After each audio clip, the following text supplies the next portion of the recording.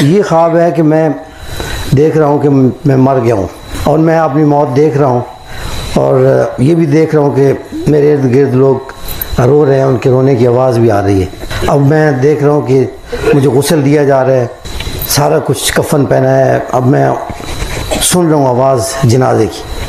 اب جنازہ پڑھا کے مجھے دفن کر دیا گیا۔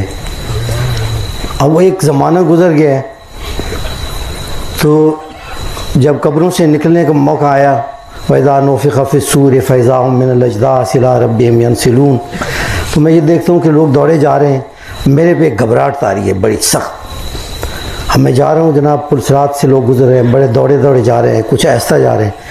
اب میں جب نزدیک پہنچتا ہوں نا تو بہت خوف طاری ہے، بے حد۔ کسی نہ کسی طریقے سے وہ پار کر لیتا ہوں، لیکن میرے پاؤں بڑے بوجھل ہیں۔ یہ میں ان ساتھیوں کے لیے سنا رہا ہوں جو مجھے بہت بزرگ سمجھتے ہیں۔ تو یہ ظاہر پانی کھا بڑے ہی پریشان۔ اب جناب وہ جو درمیان میں جو مراحل ہیں وہ سارے دیکھ رہا ہوں کہ کس طرح سے نفس نفسی کا عالم ہے، اور پھر ایک وقت گزر جاتا ہے جب اللہ تعالیٰ کا جلال جمال میں بدلتا ہے۔ ترازو قائم ہوا میں دیکھا، اب میں ترازو کے سامنے کھڑا ہوں، فوجی ہوں میں تو اٹینشن کھڑا ہوں بالکل اس کے سامنے اور گھبرایا ہوں۔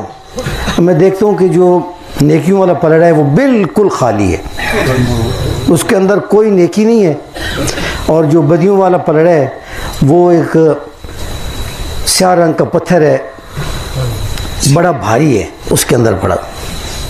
اب میں سخت پریشان ہوں کہ اب میں وہاں سے کوئی مجھے کچھ کہتا ہے کچھ نہیں ہے، لیکن میں وہاں گھبرائے ہوئے کھڑا ہوں کہ اب کیا بنے گا۔ اب نہ تو میں کسی سے کچھ مانگ سکتا ہوں، نہ کسی سے آرزو کر سکتا ہوں کہ اب میں کیا کروں گا، یہ تو کچھ بھی نہیں ہے، اور یہ اتنا بھاری پتھر ہے، اس کے لیے کتنی نیکیاں آئیں گی جس سے میں اپنا یہ وزن پورا کروں گا۔ اب میں اسی بے چینی کے عالم میں تھا نا، تو ایک کاغذ آ کے گرتا ہے نیکیوں والے پلڑے میں۔ وہ نیکیوں والا پلڑا جو ہے نا وہ بھاری ہو جاتا ہے، اور میں جب دیکھتا ہوں بدیوں والا پلڑا تو اس میں کوئی بدی نظر نہیں آتی، وہ پتھر بھی نکل جاتا ہے۔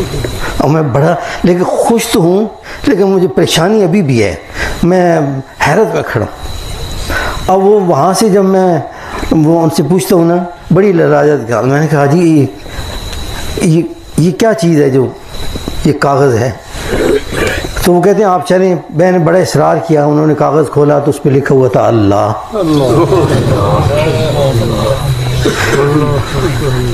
اب میں یہ ایک پریشانی ختم ہوتی ہے تو میں کہتا ہوں کہ مجھے کوئی اجنبی سے لوگ نظر آتے ہیں جو ادھر ادھر جا رہے ہیں، میں ایک آدمی سے پوچھتا ہوں کہ ہمارے حضرت جی رحمۃ اللہ علیہ کدھر ہیں؟ تو کہتے ہیں آپ کو شاہ صاحب بتائیں گے۔ اب میں تھوڑا سا اور آگے جاتا ہوں تو دیکھتا ہوں حضرت شاہ صاحب نا بہت مسکرا رہے ہیں اور پیچھے مڑ کے دیکھ رہے ہیں، اور بیگ صاحب کا سامنے منہ ہے، ان کی پشت ہے میری طرف، تو اشارہ کرتے ہیں کہ وہ دیکھیں پہنچ گئے۔ اب میں نزدیک ہوتا ہوں تو میں حضرت شاہ صاحب سے پوچھتا ہوں کہ حضرت جی کدھر ہیں؟ تو وہ فرماتے ہیں کہ ان سے بھی ملاقات ہو جائے گی۔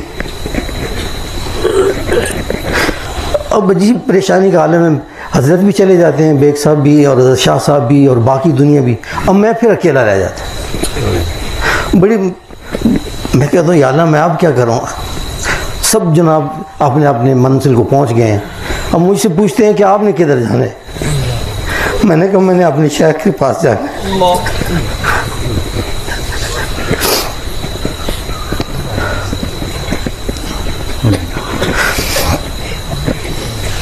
اللہ تعالیٰ حضرت بیگ صاحب کے مزید درجات بلند فرمائے۔ شاہ صاحب سے بھی ملاقات ان کی وجود کی وجہ سے ہوئی، اور حضرت شیخ المکرم رحمۃ اللہ علیہ کی خدمت بھی انہی کی وجہ سے حاضر ہوا۔